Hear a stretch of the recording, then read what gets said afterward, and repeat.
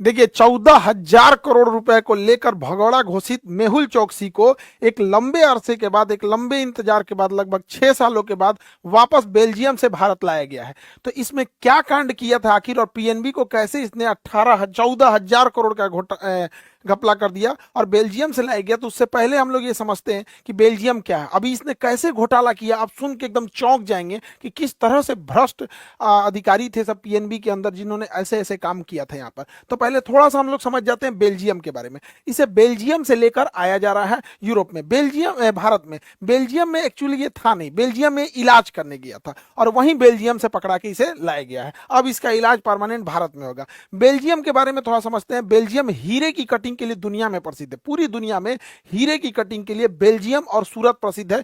हीरे की असली वैल्यू होती है उसे कटिंग करके। जब हम हीरे को कट करते हैं तो हीरे और सोना में अंतर होता है कि सोना का टुकड़ा भी हो गया तो फिर से गला के उसे बना सकते हैं, बट हीरा में ऐसा नहीं होता है। अगर वो छोटा टुकड़ा हो गया तो फिर उसे तोड़ के हम लोग दोबारा इसे अलग जगह पे हम लोग बना नहीं सकते हैं। यही वजह है कि कई बार हीरे की जब कटिंग की जाती है तो कुछ छोटे छोटे पार्ट पुर्जे हीरे के बच जाते हैं, तो उसे हम अंगूठी के साइड वाले में या छोटे छोटे गहने में लगा के हम लोग यूज कर लेते हैं। तो हीरे की कटिंग के लिए बेल्जियम है। दूसरा, बेल्जियम जो है इसे यूरोप का कॉकपिट कहा जाता है। कॉकपिट जहाज के अगला हिस्सा को कहते हैं जहां पायलट बैठता है, इसलिए यूरोप का कॉकपिट कहा जाता था। क्योंकि पहले ना जो भी लड़ाइयां होती थी ये बेल्जियम के वाटरलू के मैदान में होती थी और वहीं से डिसाइड हो जाता था यूरोप पे कब्जा कौन करेगा। इसी तरह से फ्रांस का राजा था लुईस 16वां। लुईस 16वां को 1793 में फांसी चढ़ा दिया गया, सबके सामने मार दिया गया और सेनापति था नेपोलियन और फ्रांस का राजा बना नेपोलियन। नेपोलियन ने सोचा कि क्यों ना हम पूरे यूरोप को कब्जा कर ले। नेपोलियन यूरोप पे कब्जा करने के लिए बेल्जियम की ओर बढ़ा। तो बेल्जियम में एक वाटरलू का मैदान है।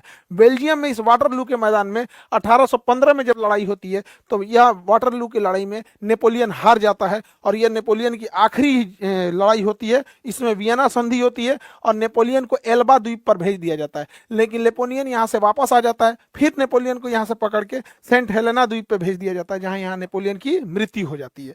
तो ये तो रहा बेल्जियम का इतिहास। लेकिन बेल्जियम से जो पकड़ के मेहुल चोकसी आए हैं, इन्हें इंटरपोल पे कैसे रेड कॉर्नर नोटिस जारी किया गया था, बेल्जियम ने कैसे प्रत्यार्पण संधि के तहत इन्हें भेज दिया। तो रेड कॉर्नर नोटिस, इंटरपोल और प्रत्यार्पण क्या होता है इसे समझते हैं। देखिए, जब कोई क्रिमिनल कोई बड़ा अपराध करके अपने देश को छोड़कर किसी दूसरे देश में भाग जाता है तो वहां पकड़ना बड़ा मुश्किल होता है। इसीलिए एक इंटरनेशनल पुलिस बनाई गई है जिसे शॉर्टकट में इंटरपोल कहा जाता है। इंटर मतलब इंटरनेशनल, पोल मतलब पुलिस। इसका मुख्यालय फ्रांस के लियोन्स शहर में है। अब अगर कोई इंटरनेशनल अपराधी है तो उस देश का पुलिस डिपार्टमेंट इंटरपोल को कहेगा कि इस अपराधी को पकड़ना है हमें। जैसे अगर सऊदी अरब से भागा तो सऊदी अरब भी उसे कहेगा, रसिया से भागा तो वो भी उसे कहेगा। अब उसे सबूत दिया जाएगा। तो इंडिया की पुलिस ने सारे सबूत दिया। इन सबूत के बाद उस नाम के, उस व्यक्ति के नाम पर एक रेड कॉर्नर नोटिस जारी किया जाता है और यह रेड कॉर्नर नोटिस हर एक देश के पुलिस को भेज दिया जाता है कि भैया ये आदमी जहां भी मिले आप इंटरपोल को सौंप दीजिएगा। और इंटरपोल वापस जिस देश का अपराधी उसे सौंप देता है। अभी जैसे नीरव मोदी को लाना है, अभी देखे रहेंगे तहर्रुर हुसैन राणा आया हुआ है, अभी मेहुल चोकसी आए हुए हैं। तो ये बड़ा इंटरपोल बड़ा अच्छा काम करता है। 195 देश हैं इंटरपोल में, बड़े अपराधी इंटरपोल की मदद से बहुत इजीली पकड़े जाते हैं सब। तो इसमें भारत का इंटरपोल ने भी मदद किया था। अब ये समझना है कि आखिर ये मेहुल चोकसी ने कांड किया कैसे था। ये दोनों चाचा भतीजा हैं सब, नीरव मोदी और मेहुल चोकसी। इन्होंने इतना शातिर ढंग से कांड किया कि सोचने पे मजबूर हो जाएंगे। देखिए, अगर हमें कोई विदेश में सामान खरीदना है तो हम अगर किसी विदेश में, सपोज कीजिए कि हमें विदेश से एक एमआरआई मशीन खरीदनी है 10 करोड़ की, तो हमें विदेश की कंपनी जैसे जर्मनी, हम जाएंगे कहेंगे कि हमें सामान भेज दो, हम पैसा दे देंगे यहाँ पे। तो वो डरेगा कि भाई इंडिया में सामान भेज देंगे, अब पैसा नहीं दिया तब, और हमको कहेगा कि एडवांस पैसा दे दो, हम भी डरेंगे भैया उसको हम 10 करोड़ दे दे एमआरआई मशीन में हमको ना दे, तो हम दोनों डरेंगे। तो इसमें एक बीच में आता है बैंक। तो हमें जो पैसा, हम बैंक आता है बीच में, तो हम क्या करेंगे, वो पैसा हम बैंक को देंगे और बैंक उस पैसे को लेटर ऑफ क्रेडिट बनाएगा। उस पैसे का लेटर ऑफ क्रेडिट बनाएगा और कहेगा कि इस व्यक्ति को आप यह सामान भेज दीजिए, इन्होंने जो पैसा दिया है वो मेरे पास है, आप हमसे ले लीजिएगा। एक तरह का ये व्यापार में भुगतान यानी पेमेंट की गारंटी बनता है लेटर ऑफ क्रेडिट। तो letter of credit Mehul Choksi और नीरव मोदी ने पंजाब बैंक से फॉरेन लेटर ऑफ क्रेडिट बना दिया। फॉरेन के लिए, विदेश व्यापार करने के एफएलसी बना दिया। समझ में आ गया कि नहीं? लेकिन यह लेटर ऑफ क्रेडिट फर्जी निकला। यह लेटर ऑफ क्रेडिट फर्जी था। यानी विदेश, अब समझिए ध्यान से, लेटर ऑफ क्रेडिट जारी तो कर दिया गया लेकिन पीएनबी बैंक को इसके बारे में नहीं बताया गया। तो पीएनबी बैंक गारंटर बन गई मेहुल चोकसी और नीरव मोदी की। अब ये लोग जाके बाहर में हीरा खरीद लिया, हीरा खरीद लिया। अब विदेशी व्यापार को तो सामान देता है, लेटर ऑफ क्रेडिट देखिए, हीरा खरीदने के बाद उनको कहा कि दो भैया पैसा, ये क्या गारंटी है तुमको, पीएनबी बैंक दे देगा। अब बैंक को पता नहीं है। अगला कांड ये सब क्या किए सब समझिए। अगला कांड में इन्होंने एलओयू बनाया, लेटर ऑफ अंडरटेकिंग। एलओयू क्या होता है कि अगर हमें विदेश में कहीं से लोन लेना है, जैसे चाइना से लोन लेना है, ब्रिटेन से, कहीं से किसी कंपनी को लोन लेना है, तो अगर हम ही अमेरिका से लोन ले ले और भाग जाए तो अमेरिका तो हमको खोजते रह जाएगा। तो जब कोई देश लोन देना चाहता है तो उसके लिए भी एक बैंक गारंटर बनती है कि हाँ इस व्यापारी को आप लोन दे दीजिए, अगर ये नहीं चुका पाया तो बदले में हम चुकाएंगे। तो जैसे पीएनबी बैंक इनका लेटर ऑफ अंडरटेकिंग यानी एलओयू बन गया। लेकिन इसका रूल होता है कि अगर बैंक, पीएनबी बैंक इनका गारंटर बन रहा है तो पीएनबी बैंक इनके सिक्योरिटी डिपॉजिट रखे, इनके कुछ मॉर्गेज करे, कोई जमीन मॉर्गेज करे कि सुखले गारंटर बन जाएंगे। पीएनबी बैंक के बड़े अधिकारियों को पता ही नहीं था कि PNB bank letter of undertaking LOU जारी कर चुका है नीरव मोदी और मेहुल चोकसी का। और ये लोग क्या किए, इसके मदद से अलग अलग देशों से लोन ले लिया, अलग अलग देशों से लोन लेकर 14,000 करोड़ का लोन हो गया यहाँ पे। और वो विदेशी जो थे वो तो लोन देते जा रहे थे क्योंकि यहाँ पर उनको पंजाब बैंक का एलओयू मिला हुआ था। अब जब वो वापस मांगना चालू किए कि भैया हमारा दो, फ्रैंकफर्ट से आने लगा, बेल्जियम से आने लगा, बहरीन से वापस आने लगा, यहाँ पे मॉरिशस से आया, हांगकांग से आया कि भैया हमारा पैसा पीएनबी दो। पीएनबी कह रहा है कि पीएनबी को तो ऊपर में पता ही नहीं था। अब समझिए सबसे खतरनाक कांड जब इन्होंने सीबीएस को बाईपास कर दिया। देखिए सीबीएस जो सिस्टम होता है, core banking solution, CBS system banking का रीढ़ कहा जाता है। हम जब भी किसी को अपने अकाउंट में पैसा जमा करते हैं तो बैंक उसे एक सॉफ्टवेयर में एंट्री कर देती है जिसे कहते हैं सीबीएस, जिससे पता चल जाता है कि मेरे अकाउंट में कितना पैसा आया। इवन जब हम निकालते हैं तो उसे भी सीबीएस में एंट्री कर दिया जाता है और ये सेंट्रलाइज मशीनरी सिस्टम होती है, कोई भी चेक कर सकता है। इसी सीबीएस सिस्टम में कोई कितना लोन लिया उसको एंट्री किया जाता है। तो नियम यह कहता है कि अगर व्यापार कोई सामान खरीदने के लिए हम लेटर ऑफ क्रेडिट जारी कर रहे हैं कि इस व्यक्ति को 100 करोड़ 200 करोड़ 1000 करोड़ का सामान दे दीजिएगा, यह व्यक्ति पैसा दे देगा और नहीं देगा तो हम उसके गारंटर बन रहे हैं, तो ये गारंटी वाला लेटर ऑफ क्रेडिट को भी तो सीबीएस में रखना चाहिए, एंट्री करना चाहिए। दूसरा कि अगर इन्हें विदेश व्यापार करने के लिए लोन चाहिए तो एलओयू को भी पंजाब नेशनल बैंक का यह फर्ज बनता था कि अपने कोर बैंकिंग सॉल्यूशन के अंदर एंट्री करना चाहिए ताकि बैंक के जितने बड़े अधिकारी हैं उन्हें पता चल सके कि विदेश में ये दो लोग छुट्टा सांड बन के घूम रहे हैं, पीएनबी बैंक की गारंटी लेकर कि इसके मदद से चाहे जितना लोन ले ले और इसके मदद से चाहे जितने का हीरा खरीद ले। तो व्यापार करने के लिए लेटर ऑफ क्रेडिट और लोन लेने के लिए letter of understanding, letter of undertaking चाहिए। इसमें भी दो शर्त होती है। लेटर ऑफ क्रेडिट का भी एक लिमिट होता है कि कितना सामान खरीद सकते हो, पीएनबी वालों ने लिमिट हटा दिया। एलओयू का भी एक लिमिट होता है कि कितना विदेश से लोन ले सकते हैं, इसका भी लिमिट हटा दिया और किसी को पता ना लगे इसलिए इसकी एंट्री कोर बैंकिंग सॉल्यूशन में नहीं दिया, सीबीएस में नहीं दिया। जब इसकी जांच ईडी और सीबीआई कर रही थी तो माथा पीट रहे थे सब कि गजब का ये सेटिंग बाज आदमी है सब। पीएनबी बैंक वाले क्या खतरनाक काम किया है आप लोग। इतना बड़ा कांड कर कर ये मेहुल चोकसी भारत से भाग गया और भारत से भागा ऐसे देश में, एंटीगुआ नाम के देश में, अमेरिका के पास भागा, एक छोटा सा द्वीप में जहां पर हमारे देश में ऐसा कोई समझौता नहीं है कि हम एक दूसरे के कैदी को आदान प्रदान करेंगे। लेकिन मेहुल चोकसी की तबीयत खराब हो गई, वो इलाज कराने आ गया बेल्जियम में और बेल्जियम में जैसे इलाज कराने आया, एक्स्ट्राडिशन संधि अर्थात प्रत्यार्पण संधि के तहत उसे गिरफ्तार करके भारत में भेज दिया गया।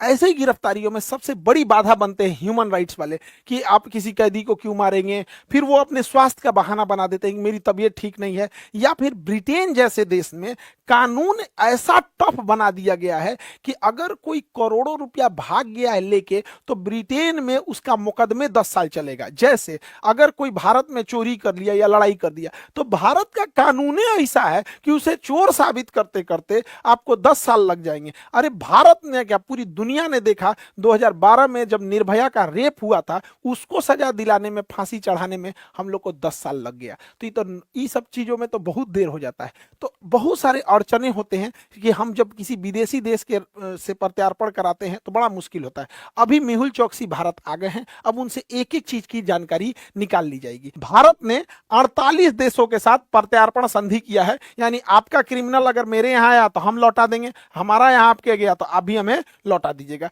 तो ये अच्छी चीज है प्रत्यार्पण संधि। अभी भारत ने प्रत्यार्पण संधि के तहत अमेरिका से तहव्वुर राणा को वापस भारत में लाया है। यह वही व्यक्ति है जिसने मुंबई ब्लास्ट का 26/11 ताज होटल और जो मुंबई में ब्लास्ट हुआ था उसका मास्टरमाइंड था। यह कनाडा का नागरिक है, पाकिस्तानी मूल का है, कनाडा में जन्म लिया। पाकिस्तानी चाहे जहां भी जन्म लोगे, डीएनए तो चेंज नहीं होने वाला है। सोच रहे तुम आतंकवादी बनोगे जाके वहां पे। तो कनाडा का नागरिक है, इंडिया में आके 2008 में 26/11 हमला कर दिया और यूएसए में जाके शिफ्ट हो गया। अब कनाडा कह रहा है कि भैया नागरिक मेरा है, इंडिया कह रहा है कि भाई हमारे यहाँ कांड किया है तो नागरिक किसी का हम टांगेंगे, और ये अमेरिका में गिरफ्तार है। अब ये अमेरिका में कैसे गिरफ्तार हो गया? देखिए, हमारी खुफिया एजेंसी वाले थोड़ा तो भाई एक्टिवेट रहो, थोड़ा एडवांस बनो। ये हमारे यहाँ ताज होटल पे हमला किया, ताज होटल पे, और इसकी खबर लगी ब्रिटेन को। ब्रिटेन ने इसके बारे में सूचना निकालना चालू किया, तहव्वुर हुसैन राणा और डेविड हेडली के बारे में। और ब्रिटेन की खुफिया एजेंसी मिलिट्री इंटेलिजेंस उसकी यूनिट 5 MI5 कहा गया, MI5 ने अमेरिका को यह सूचना दिया कि जो मुंबई बम ब्लास्ट के 2 मास्टरमाइंड है, तहव्वुर राणा और डेविड हेडली, ये दोनों शिकागो में हैं। इस आधार पर 2008 में हमला हुआ, उसके अगले साल 2009 में अमेरिका ने इसे गिरफ्तार कर लिया। अमेरिका इसे क्या कर लेता है? गिरफ्तार कर लेता है। अब देखिए, ये रहने वाला है कनाडा का, कांड करता है इंडिया में, गिरफ्तार होता है अमेरिका में, और भारत और अमेरिका के बीच में 1997 में ही प्रत्यार्पण संधि एक्स्ट्राडिशन ट्रीटी साइन हो गई थी। और इस ट्रीटी के आर्टिकल 8 के तहत अमेरिका जो है वो हमारे कैदियों को वापस भारत को सौंपेगा। तहव्वुर राणा इतना खतरनाक आदमी था, इसने एक अमेरिकी मूल के व्यक्ति को हायर किया जिसका नाम था डेविड हेडली। डेविड हेडली ही वो व्यक्ति था जो मुंबई आया था। इस पर भारतीय खुफिया एजेंसी, अमेरिकी खुफिया एजेंसी तथा ब्रिटेन की खुफिया एजेंसी को पहले से डाउट था, लेकिन तहव्वुर राणा ने कह दिया कि यह व्यक्ति इमिग्रेशन सेंटर चलाता है, यानी विदेश में किसी को आने ले जाने वाला एजेंट है, तो इसे तो बहुत बार आना जाना रहेगा ही। और तहव्वुर राणा के कहने पे डेविड हेडली ने मुंबई के कैफे लियोपोल्ड हो, नरीमन पॉइंट हो, या चबल हाउस हो, या छत्रपति शिवाजी टर्मिनल हो, या मुंबई का ताज होटल हो, नरीमन पॉइंट हो, ओबराय होटल, ट्राइडेंट होटल, जितने भी जगह थे जहां ब्लास्ट हुआ था, इसी ने उसकी पूरी तरह से फोटोग्राफी की थी, वीडियो रिकॉर्डिंग किया था। कहां पर आतंकवादी आएंगे, कहां पे होटल में रुकेंगे, कहां से टैक्सी लेंगे, तहव्वुर राणा के कहने पर डेविड हेडली ने किया था। डेविड हेडली अभी अमेरिकी जेल में है और इसे भारत लाया जा चुका है, और इसी ने पूरा ताज होटल में ब्लास्ट का कांड रचा और मुंबई का नक्शा खींचा। देखिए, मुंबई जो है ये है आपकी मुंबई, लेकिन मुंबई यह है, इधर भी समुद्र, इधर भी समुद्र, नीचे भी समुद्र। तो मुंबई के ऊपर ये वाला एरिया आता है ठाणे, और ये वाला एरिया आता है कल्याण। तो ये सब थोड़ा दूर हो जाते हैं, और ये है आपका नवी मुंबई। अभी विकसित किया जा रहा है नवी मुंबई को, क्योंकि फ्यूचर नवी मुंबई में है। लेकिन मुंबई में जो सबसे महंगे एरिया है वो ये तो है आपका मुंबई। मुंबई का सबसे महंगा एरिया ये साउथ मुंबई है। तो आतंकवादियों को डेविड हेडली ने बताया था कि यहीं पर ज्यादा तुम्हें टारगेट करना है। यही कारण है कि उसने साउथ मुंबई, ये मुंबई का नक्शा है, ये तो पूरे अगल बगल का भी है, इसमें यहां पर मुंबई में इसने चबल हाउस पे, कैफे लियोपोल्ड जहां यहूदी हैं, ताज होटल के सामने यहां पर ओबराय होटल, ट्राइडेंट होटल, यहां पर पूरा मारधार मचा दिया। और यहीं पे आतंकवादी कामा हॉस्पिटल में घुस गए, छत्रपति शिवाजी महाराज टर्मिनल पे हमला कर दिया। ये सारा प्लानिंग डेविड हेडली का था जो जेल में है, और डेविड हेडली का जो गुरु था वो तहव्वुर राणा। भारत ने उसे अपने अमेरिका से एक्स्ट्राडिशन संधि के तहत वापस बुला लिया है। तहव्वुर राणा के वकील ने अमेरिका सरकार पर इतना प्रेशर बनाया कि इसे भारत नहीं भेजा जाए। कहा कि भारत में इसको मार दिया जाएगा, नहीं इज्जत न किया जाएगा इसको, तो भारत में इसे ना भेजने के लिए इसने कहा, वकील ने, अमेरिका सरकार से, कि इसको 33 गो बीमारी है, 33 गो। ब्रेन में कोई प्रॉब्लम है तो माइग्रेन है, फेफड़ा में अस्थमा है, ब्रोंकाइटिस है, टीवी है, और इसको थायराइड का दिक्कत है, प्रोस्टेट का दिक्कत है, इसको 33 को बीमारी बनाया कि क्रोनिक डिजीज है, बहुत बहुत 33 को बीमारी जोड़वा दिया। लेकिन भाई साहब ये तो ट्रंप है, ट्रंप ट्रंप का बातें अलग है। ट्रंप का नहीं, इसको भारत भेजना है।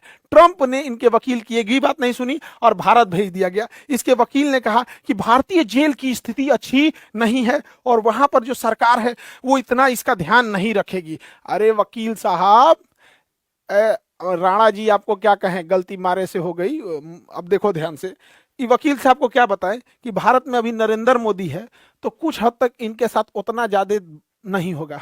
कहियो जो योगी आदित्यनाथ रहते, ई ऑन कैमरा गाड़ी पलट जाती, कोई कुछ नहीं कर पाता, चाहे ट्रंप होते चाहे कुछ भी।